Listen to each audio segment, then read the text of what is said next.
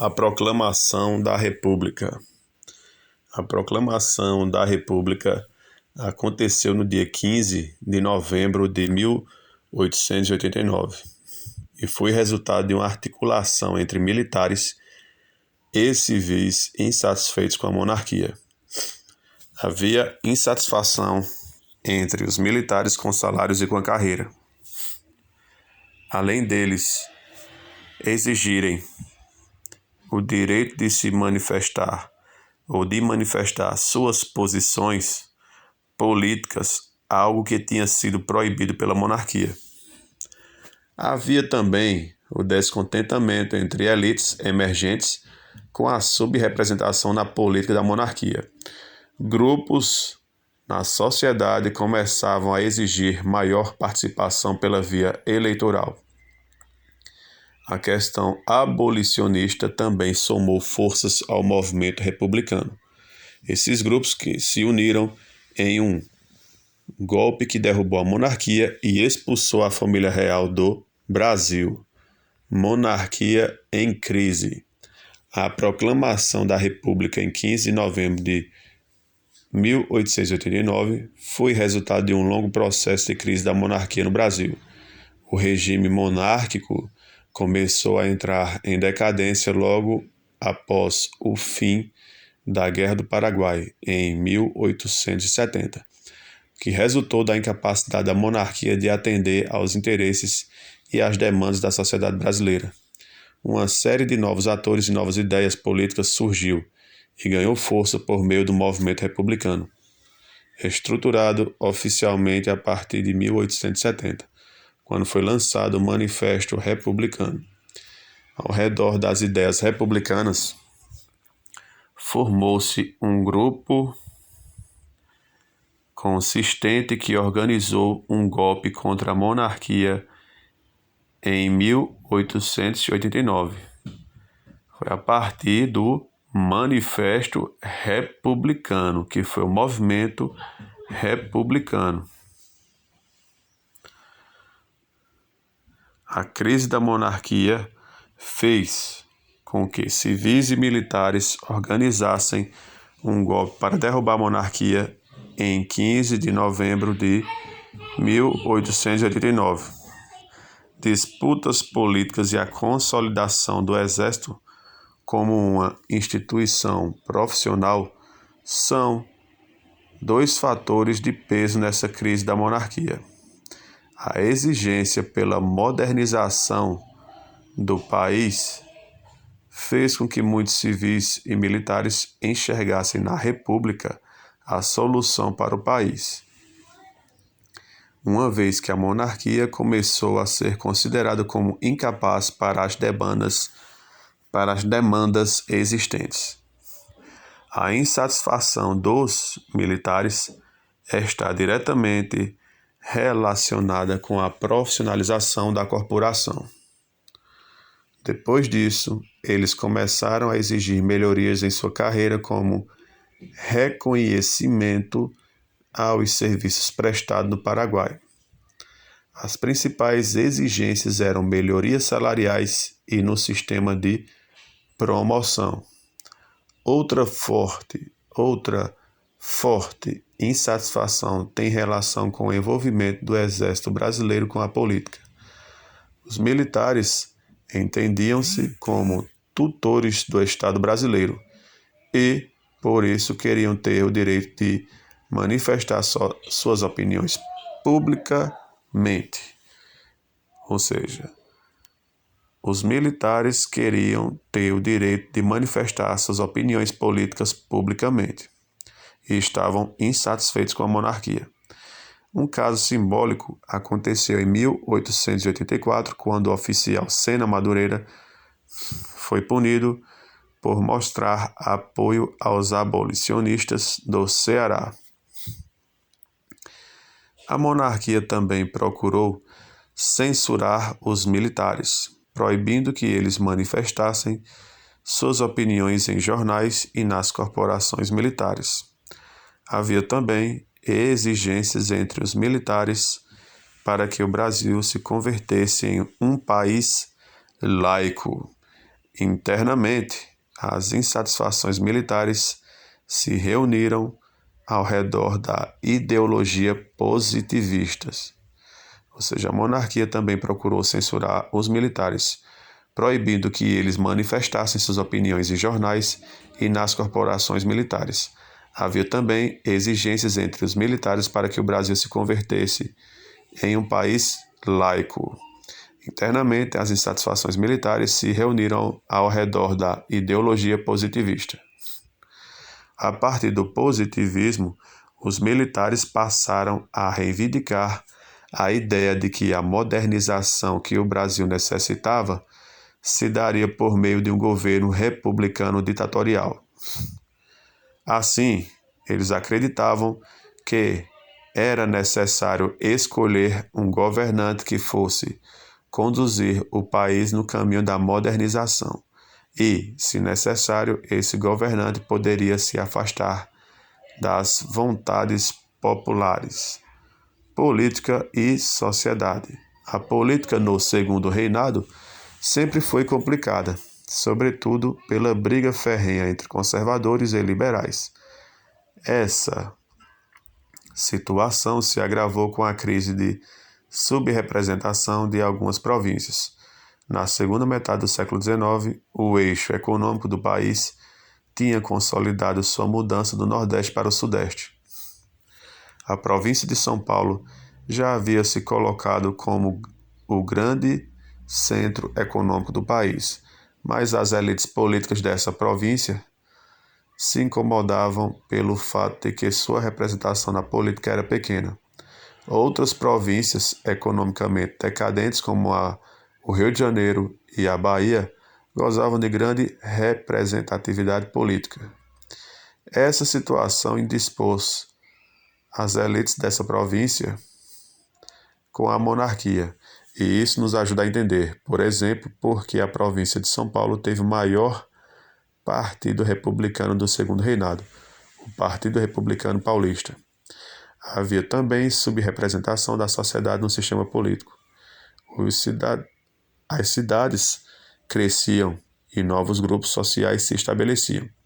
Esses grupos emergentes demandavam maior participação na política brasileira, e o caminho tomado foi o inverso.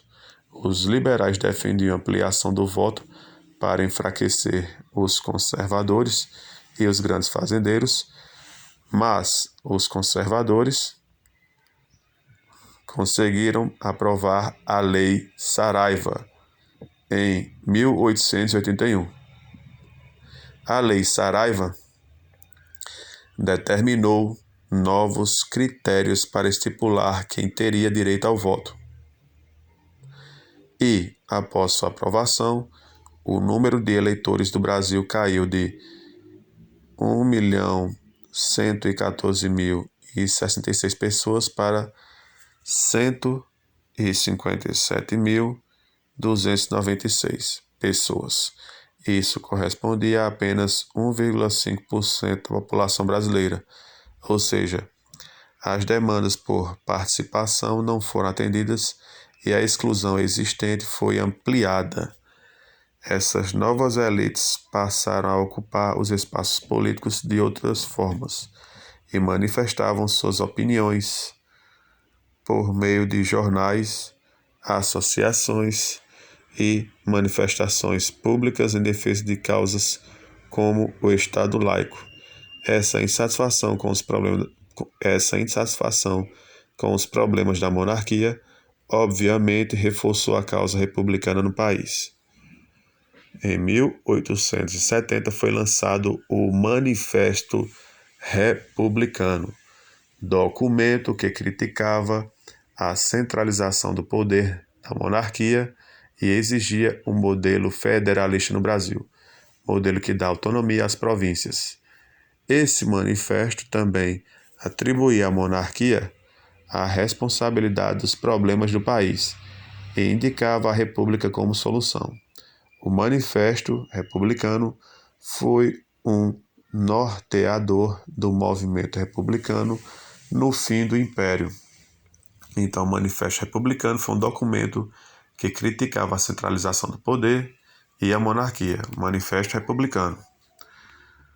Outra causa que reforçou muito o movimento republicano foi a defesa da abolição. O abolicionismo mobilizou a sociedade brasileira na década de 1880 e grande parte dos abolicionistas defendia a República. De forma geral, resume-se, a socióloga Ângela Alonso resume que a monarquia brasileira se estruturou no seguinte tripé. Monarquia brasileira se estruturou no seguinte tripé: participação política restrita, escravismo e exclusão do elemento africano e catolicismo como defensor das hierarquias sociais.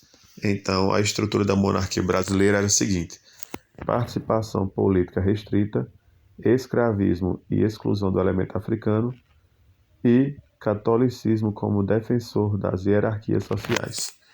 Nas décadas de 1870 e 1880 vieram justamente a questionar esse tripé, que era participação política restrita, escravismo e catolicismo como defensor das hierarquias sociais.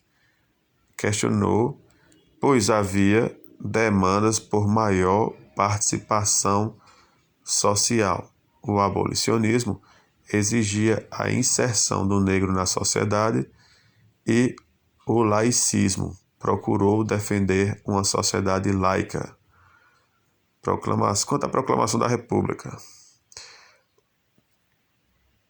havia então insatisfações com a monarquia em diferentes camadas da sociedade. Elites emergentes, militares, políticos, classes populares, escravos eram todos grupos com críticas à monarquia.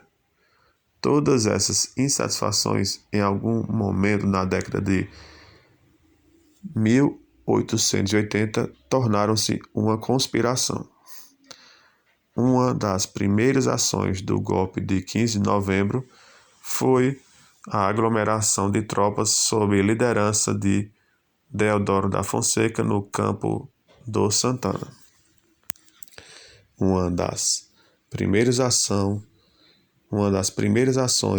do golpe de 15 de novembro foi a aglomeração de tropas sob liderança de Deodoro da Fonseca no campo do Santana. Ao longo dessa década, as manifestações públicas começaram a se tornar comuns e críticas ao imperador cresciam.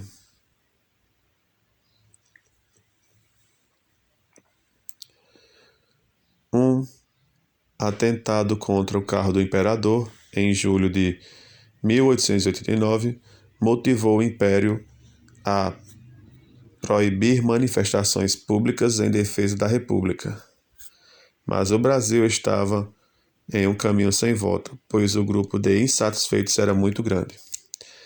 Em novembro de 1889, a conspiração estava em curso e contava com nomes como Aristides Lobo, Benjamin Constant,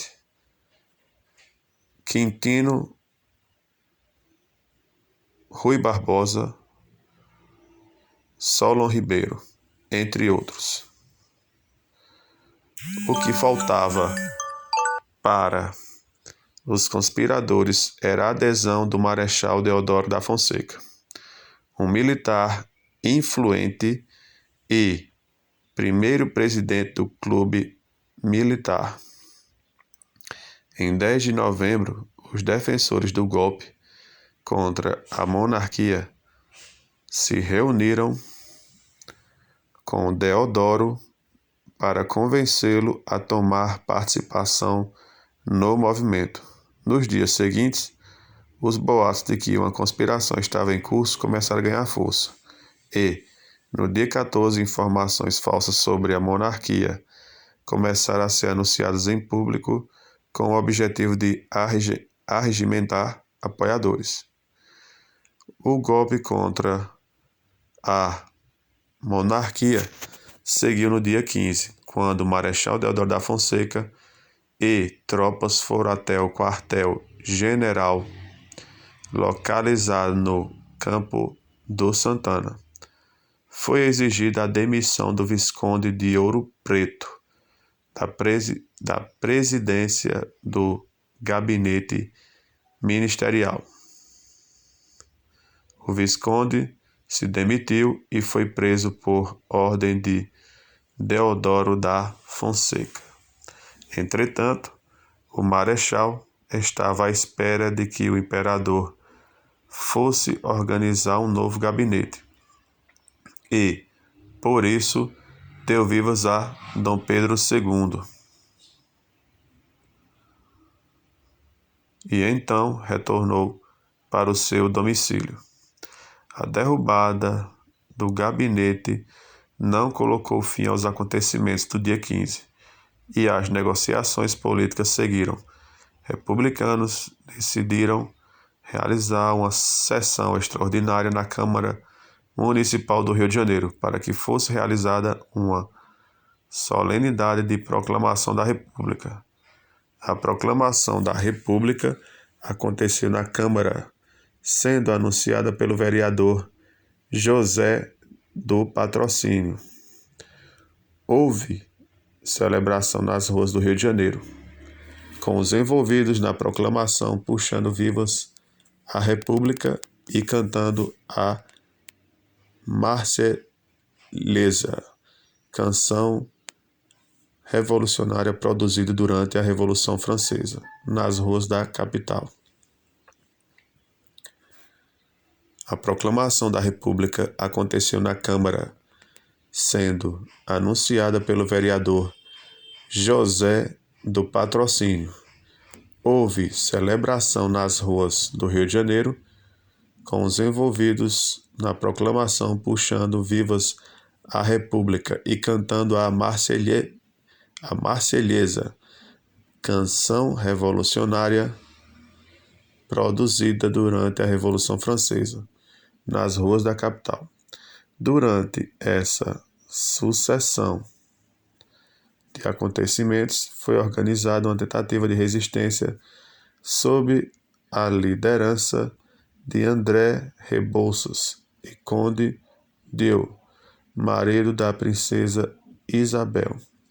Mas essa resistência fracassou. O imperador Dom Pedro II permaneceu crente de que a situação seria facilmente resolvida, mas não foi assim que aconteceu. Um governo provisório foi formado. O Marechal Deodoro da Fonseca foi nomeado como presidente do Brasil, o primeiro da nossa história. Um governo provisório foi formado. O Marechal Deodoro da Fonseca foi nomeado como presidente do Brasil, o primeiro presidente da nossa história, Marechal Deodoro da Fonseca. E outros envolvidos com o golpe assumiram pastas importantes no governo. A família real foi expulsa no dia 16 de novembro e, no dia seguinte, embarcaram com seus bens para a cidade de Lisboa, em Portugal. Quanto às consequências da proclamação da República, a proclamação da República mudou radicalmente a história brasileira. Trocaram-se os símbolos nacionais e novos heróis, como Tiradentes, foram estabelecidos. Trocaram-se os símbolos nacionais e novos heróis, como Tiradentes, foram estabelecidos. Além da mudança da forma de governo, o Brasil passou a ser uma nação com poder descentralizado, pois foi implantado o federalismo. Mudanças aconteceram no sistema eleitoral, pois o critério censitário foi abandonado e foi estabelecido o sufrágio universal masculino para homens com mais de 21 anos. Com a proclamação da República, o Marechal Deodoro da Fonseca assumiu como primeiro presidente do Brasil. O Brasil se tornou um Estado laico e o presidencialismo tornou-se o sistema de governo. A organização da República tomou forma quando foi promulgada uma nova Constituição no ano de 1889. A década de 1890 ficou marcada por ser um período de disputa entre republicanos e monarquistas, e deodoristas e florianistas.